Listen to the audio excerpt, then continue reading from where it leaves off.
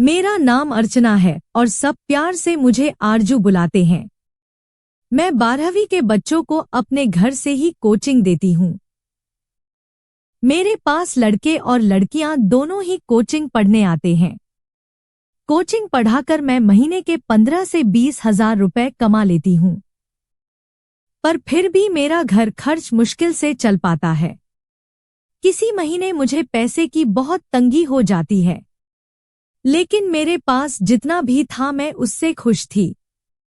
एक दिन की बात है, मैं अपने कमरे में बैठी हुई थी, तभी मेरे दरवाजे की घंटी बजी। मैंने मेन गेट खोलकर देखा तो मेरे घर के सामने एक बहुत ही महंगी गाड़ी आकर रुकी थी। उसमें से एक दादाजी उतरे और उनके साथ उनका 17 साल का पोता भी था। उन लोगों को देखकर ही पता लग रहा था कि यह लोग बहुत ही अमीर फैमिली से हैं। दादाजी मेरे सामने आकर खड़े हो गए और मुझसे बोले, बेटा क्या तुम्हारा नाम ही आरजू है? मैंने कहा, जी दादाजी मेरा नाम ही आरजू है। क्या आपको मुझसे कोई काम है? उन्होंने अपने पोते को आगे बढ़ाते हुए बोला, यह मेरा पोता रोहन है और मैं चाहता हूँ कि आप इसको 12वीं की कोचिंग दो। उनकी यह बात सुनकर मैं हैरान रह गई। एक इतना अमीर व्यक्ति अपने पोते को मेरे पास कोचिंग के लिए क्यों लाया है, जबकि इस शहर में बड़े बड़े कोचिंग सेंटर हैं जहां पर हर तरह की सुविधा दी जाती है। मैंने अपनी यही दुविधा उनके सामने रख दी तो वह बोले, बेटा यह 12वीं में 2 बार फेल हो चुका है। मैंने शहर के बड़े बड़े कोचिंग सेंटर में इसे पढ़ाया है, लेकिन कोई फायदा नहीं हुआ। मैं तो लगभग हार ही मान चुका था कि यह कभी 12वीं पास कर भी पाएगा या नहीं। लेकिन कुछ ही दिनों पहले मैंने अपने मोहल्ले के एक लड़के से आपका नाम सुना। उसने मुझे बताया कि आप बहुत ही प्यार से सारे बच्चों को पढ़ाती हैं और आपके पढ़ाए हुए बच्चे अच्छे नंबरों से पास होते हैं। यही सुनकर मैं इसे आपके पास ले आया, क्योंकि कभी कभी जो काम बड़े बड़े लोग नहीं कर पाते वही काम एक साधारण व्यक्ति अच्छे से कर देता है। दादाजी की बातों में मुझे सच्चाई नजर आ रही थी। मैंने उनसे कहा, आप परेशान मत होइए, मुझे पूरा यकीन है कि इस बार रोहन 12वीं जरूर पास करेगा। मैं बाकी बच्चों से 1 महीने के 2000 रुपए लेती थी, लेकिन रोहन के दादाजी ने मुझसे कहा था कि वो मुझे 1 महीने के 4000 रुपए देंगे। दादाजी यह सारी बातें करके चले गए और रोहन को उन्होंने उसी दिन से मेरे पास कोचिंग के लिए छोड़ दिया। पहले दिन से जब मैंने रोहन को पढ़ाना शुरू किया तो मुझे समझ आया कि वह पढ़ाई में बहुत कमजोर है, लेकिन उसका ध्यान पढ़ाई पर नहीं रहता है। मैं जब भी उसको पढ़ाती थी वह कहीं और ही देखता रहता था। 3-4 दिन तक तो ऐसे ही चलता रहा। कुछ दिनों बाद रोहन के दादाजी मेरे घर आए और उसकी पढ़ाई के बारे में पूछने लगे। मैंने उनसे कहा, दादाजी रोहन पढ़ाई में बहुत ही कमजोर है, मुझे उस पर बहुत मेहनत करनी पड़ेगी और इसके लिए फीस भी ज्यादा लगेगी। दादाजी मेरी बात सुनकर थोड़ा परेशान हो गए और बोले, बेटा तुम्हें जितनी भी फीस चाहिए हो मैं उतनी देने के लिए तैयार हूँ, लेकिन इस साल मेरा पोता 12वीं पास हो जाना चाहिए। मैं तुम्हें 4000 रुपए की जगह 5000 रुपए महीना दूंगा, बस तुम मेरे पोते को 12वीं पास करवा दो। मैंने दादाजी से कहा, आप चिंता मत करिए, अब रोहन मेरी जिम्मेदारी है। अब मैं रोहन को एक्स्ट्रा क्लास देने लगी थी।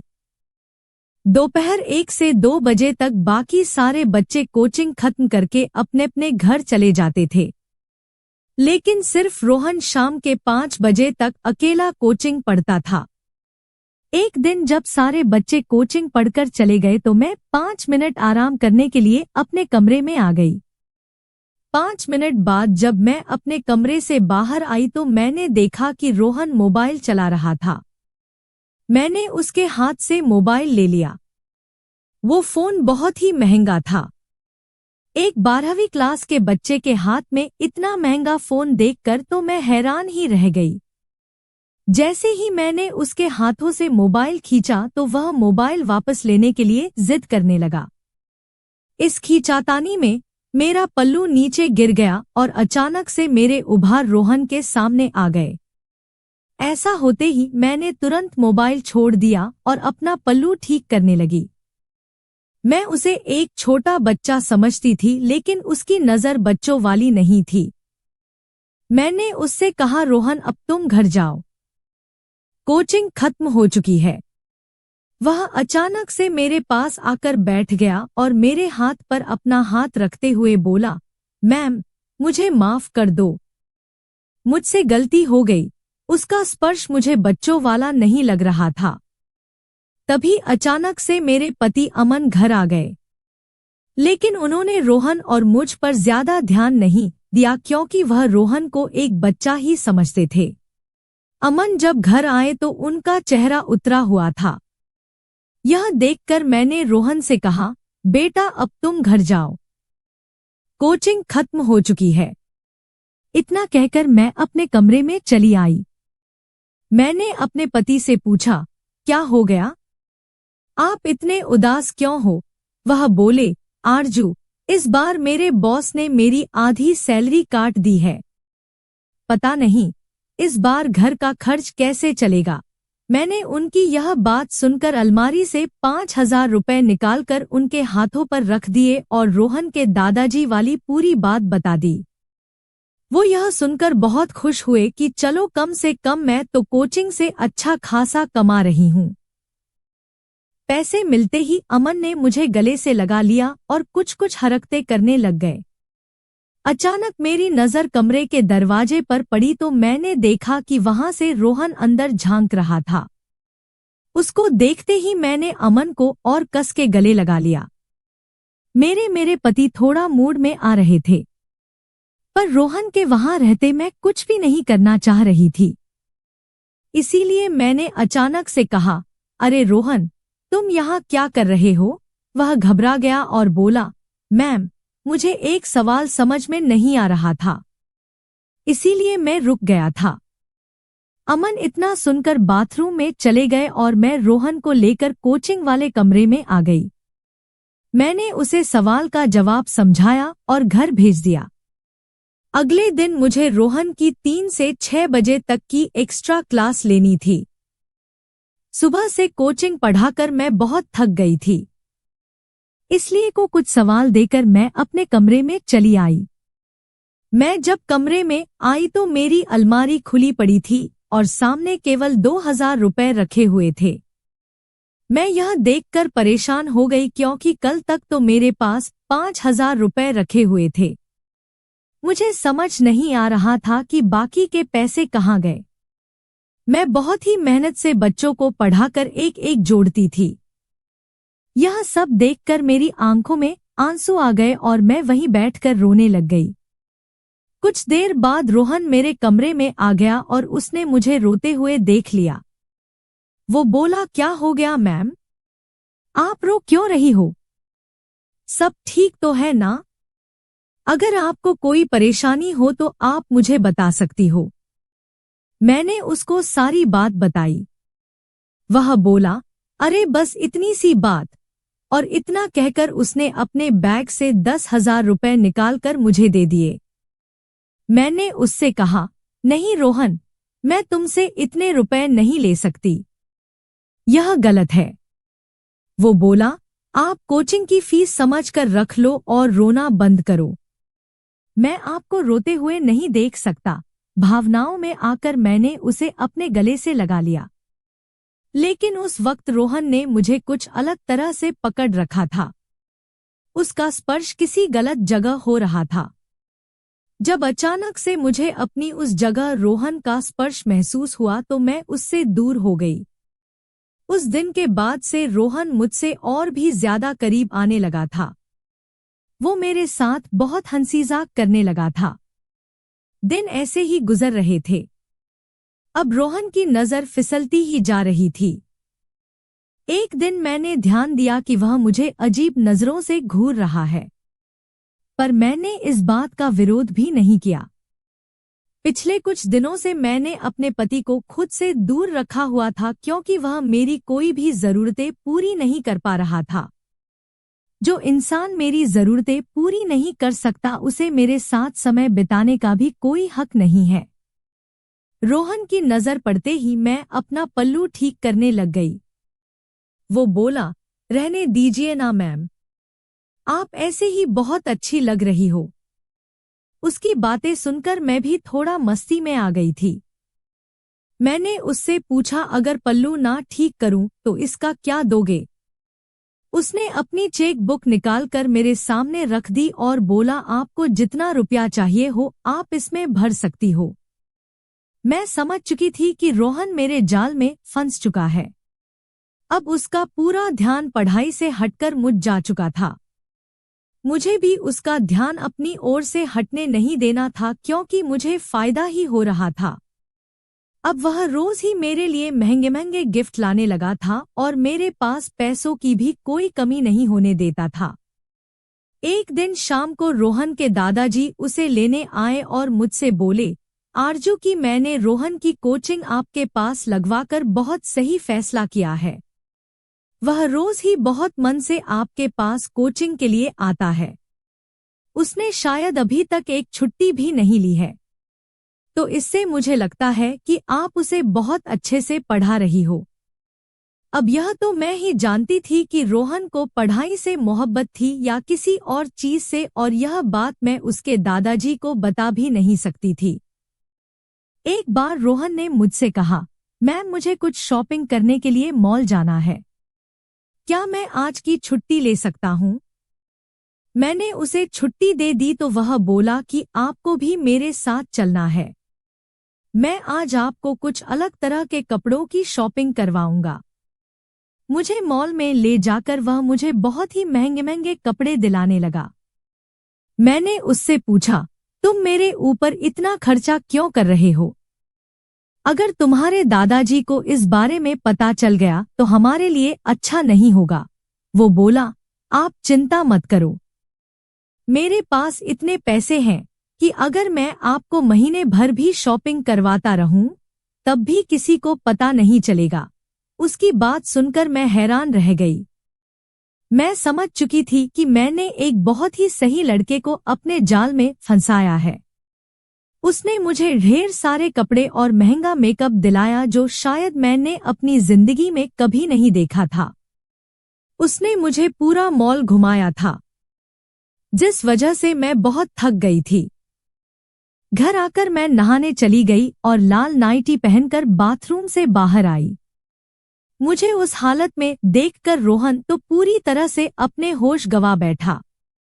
वह मेरे करीब आकर मेरे पूरे शरीर पर अपने हाथ फेरने लगा और बोला, आज तो आप आसमान से आई हुई किसी परी की तरह लग रही हो।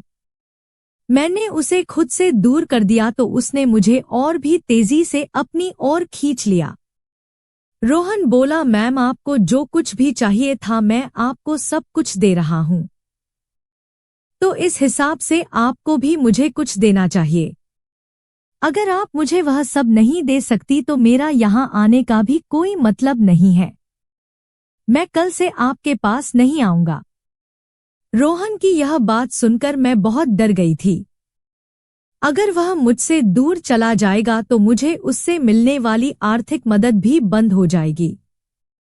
मेरा घर का खर्च भी नहीं चल पाएगा। मुझे पैसों की बहुत जरूरत थी और मेरा पति भी कोई खास कमाई नहीं कर पा रहा था। यह सब सोच विचार करके मैं रोहन को वह सब कुछ देने के लिए तैयार हो गई जो वह चाहता था। मैंने सोचा था कि रोहन को इन सब चीजों की ज्यादा जानकारी नहीं होगी, वह ज्यादा से ज्यादा क्या ही कर लेगा। लेकिन जब उसने शुरू किया तो मैं तो दंग ही रह गई। वो एक अनुभवी व्यक्ति की तरह सब कर रहा था।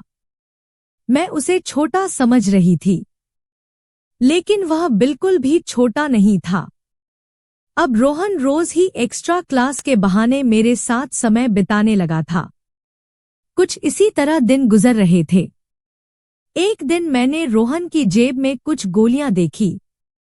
वह ताकत की गोलियां थी।